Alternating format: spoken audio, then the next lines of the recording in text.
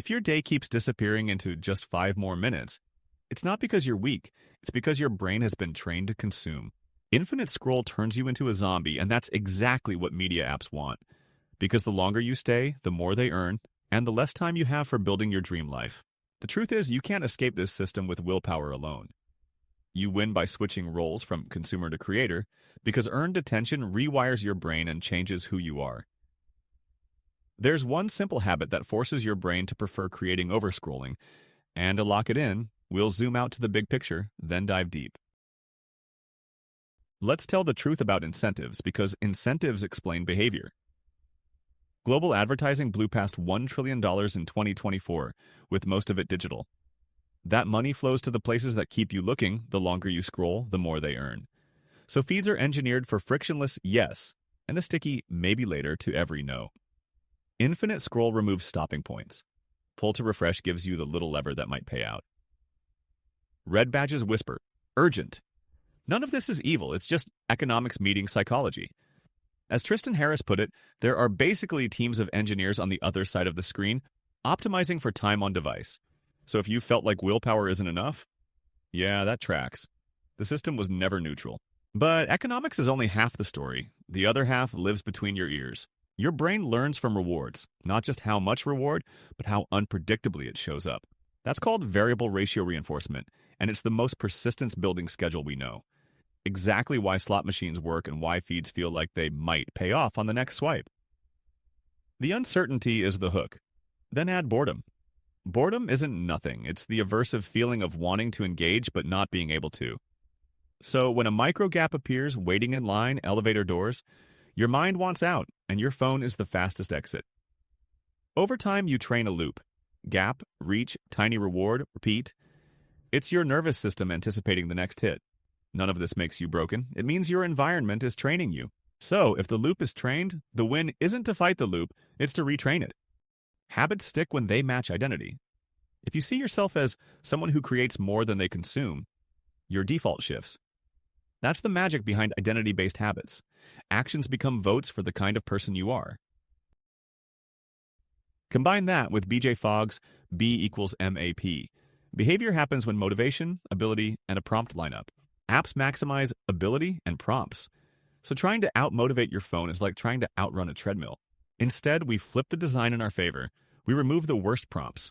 We make creation easier than scrolling, and we attach meaning to effort because effort isn't just cost, it can increase how much you value the outcome. That's why something you make feels better than something you watch, and why this habit actually sticks. All right, let's make this practical. Here's a system that doesn't rely on guilt or perfect discipline. Open settings and mute non-human notifications first. Likes, promos, people you may know. Keep true essentials. Move social apps off your home screen. Park them in a folder on page 2. The goal isn't hermit mode, it's to stop random prompts from hijacking your day. You'll still choose to open apps, just less on autopilot. Anytime you feel the urge to scroll, make something first for 60 seconds. Write 3 sentences in notes. Sketch a thumbnail idea. Record a voice memo with a thought. Edit 1 paragraph. Ship a 20-second clip. Doesn't matter how small, the rule is create. Then, if you still want, consume. This pairs an implementation intention with identity. It also gives you a quick hit of earned reward, which satisfies the same itch without the doom loop. Preload a one-tap studio on your home screen. Notes template called Daily Ship. Date, 3 bullets.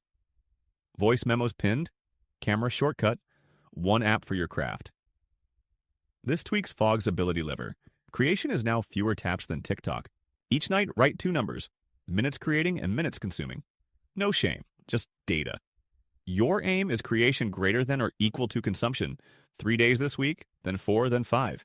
You're voting for a new identity in public. Expect messy days. Expect wins that feel small. That's how real systems compound. Pick one slightly effortful project you can finish in 90 to 120 minutes. Design a simple thumbnail pack. Draft a 1-page script. Record 3 B-roll scenes. Prototype a landing page. Research shows effort can increase meaning, and finishing fuels more finishing. Safety note: if this feels out of control, you're not alone. If screen use is colliding with sleep, work, or mental health, talk to a clinician or counselor. Help works best early. You'll notice something surprising once you run this for a few weeks. First, the urge changes. You'll still want novelty, but you'll reach for your own project because it now pays off faster. Second, boredom becomes a signal, not a threat. You'll use it to capture a thought, outline a hook, or snap B-roll. Third, you'll get the quiet confidence that comes from effortful rewards. That's the earned dopamine vibe the research hints at. When you work for it, you value it more, and you don't need to escalate the stimulus just to feel alive.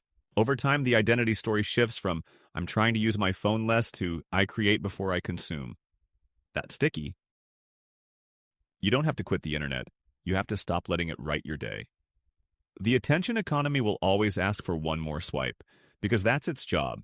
Your job is different. Use the same psychology, prompts, ability, identity, variable reward, but in your favor. Remove the worst triggers.